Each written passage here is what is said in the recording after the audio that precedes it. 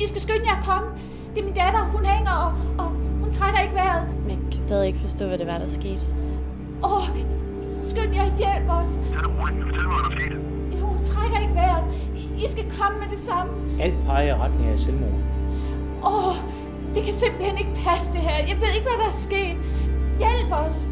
Nina tog ikke livet af sig selv.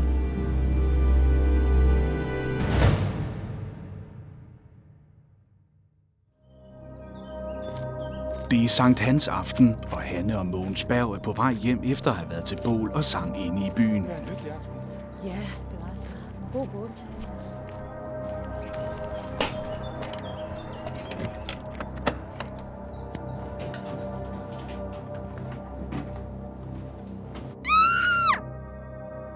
Det syn glemmer jeg aldrig. Det er det værste, jeg nogensinde har oplevet i hele mit liv. Min lille pige, fuldstændig livløs. Gud, Nina! Billedet, det ser jeg bare for mine øjne igen og igen. Jeg når slet ikke at tænke. Jeg handler rent instinktivt. Jeg har jo aldrig lært hjertemassage. Nina, vågn op, lille skat. Nina! Jeg er kommet vogn 14. Første mand på stedet er kriminalassistent Jens Halvorsen og hans kollega. Hængende over trappen. Det ligner et tragisk selvmord. Hun var altid så fyldt med livsmod og kærlighed. Hun var altid så glad og omsorgsfuld. Hun var den bedste datter, man kunne ønske sig.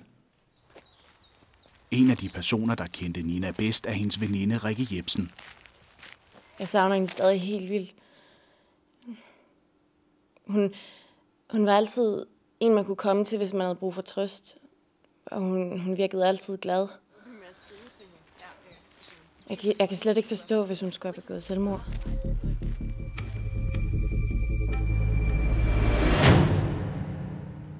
I løbet af få timer konkluderer politiet, at der er tale om et selvmord. Gerningsstedet var ikke tegn på vold eller modstand, og alt tydede på, at pigen var alene i huset den aften. Samtidig blev vores vurdering bekræftet af en afhøring, vi foretog på gerningsstedet.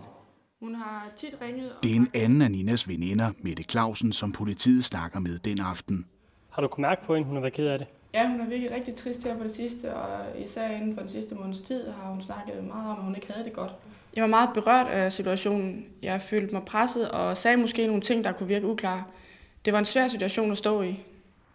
Politiet kontakter efterfølgende de sociale myndigheder, som blandt andet kan fortælle, at der gennem længere tid har været en række problemer i familien. Hendes forældre skændtes tit, og det påvirkede hende dybt, og hun følte til tider, at det var hendes skyld. Simpelthen nar, du er. Du er simpelthen nar. Jeg gider simpelthen. En weekend var det rigtig slemt, og hun spurgte, om hun kunne sove ved mig. Jeg kunne mærke, at hun var rigtig trist. Ja, der var en periode, hvor vi skændtes en del, men ikke noget voldsomt. 19-nyhederne god aften. Familien til den 17-årige pige, der for 2 døgn siden blev fundet livløs i sit hjem i Rødding ved Viborg, peger nu på en række mystiske omstændigheder ved ulykken. Politiet holder dog stadig fast i, at der var tale om et selvmord. Min datter virkede glad og tilfreds. Hvorfor skulle hun tage sit eget liv? Jeg synes også, at politiet handlede alt for hurtigt i deres efterforskning. Det virkede, som om vi slet ikke gad undersøge, hvad der var sket. For dem var det selvmord fra starten.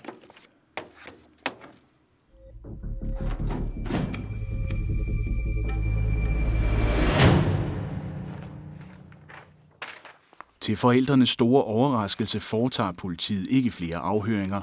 En af de personer, der ikke bliver afhørt, er familiens nabo, Bo Lindberg.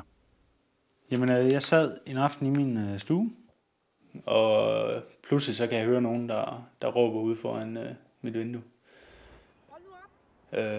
I første omgang så kan jeg ikke høre, hvad der bliver råbt, men det lyder som unge mennesker, der skændes.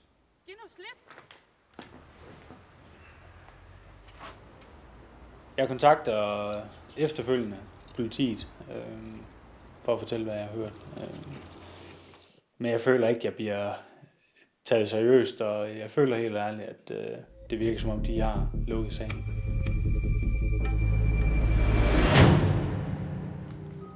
Retsmediciner Lotte Krone har gennem en årrække specialiseret sig i sager, der involverer selvmord. Jeg synes, den obduktionsrapport, som politiet har foretaget, er fyldt med fejl.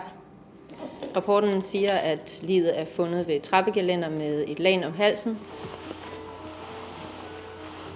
Og der er ikke fundet blå mærker på ligets hals, hvilket er yderst sjældent ved hængning. Der er fundet blå mærker på ligets højre tommelfingers hånd, og der er fundet blå mærker på højre overarmsdel. Der er derudover fundet blå mærker på højre og venstre fodvrist, hvilket tyder på, at liget er flyttet efter døden er indtruffet. 2 uger efter datterens død opdager familien Berg et håndaftryk på ruden ind til Ninas værelse. Vi ankommer til familiens bopæl og undersøger aftryk på ruden. Men vind og vejr har gjort det umuligt for os at bruge det som bevis. Hvorfor skulle der gå 3 uger, inden de undersøger det? Det er simpelthen for dårligt. Al min tillid til politiet er væk. Politiet har modtaget nye oplysninger i sagen om den 17-årige Nina Berg. Opkaldslisterne fra hendes mobiltelefon viser, at hun igennem længere tid har modtaget sms'er fra en ukendt person. Jeg vidste, at hun skrev sammen med en dreng i tiden op til hendes død, men hun ville aldrig sige, hvad han hed eller hvem han var. Jeg havde sådan på fornemmelsen, at han var noget ældre end hende, men jeg tror lidt, hun forsøgte måske at skjule noget. Vi fandt en række sms-beskeder på hendes mobiltelefon. Vi forsøgte at finde frem til afsenderen, men da de kommer fra mobiltelefon med taltidskort, er det ikke muligt for os at spore den. Jeg synes på ingen måde, at politiet er deres opgave voksen. Jeg føler mig virkelig uselbehandlet. Det burde undersøges noget bedre. Jeg har flere gange haft mareridt om natten om, at hun blev kvalt af en anden person.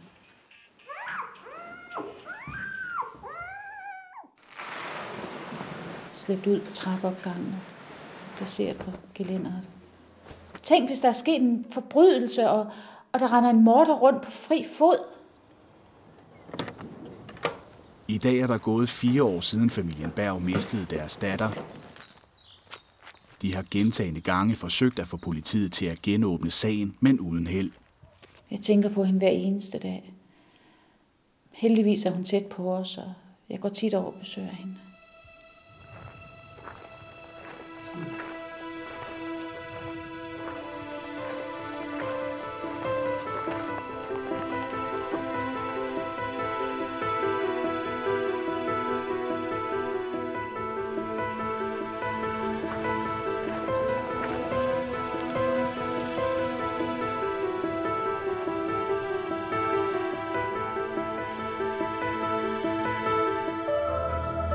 Politiet betragter i dag stadig sagen som lukket, men tog Nina Berg sit eget liv, eller ligger der en forbrydelse bag? Hendes død er fortsat et mysterium.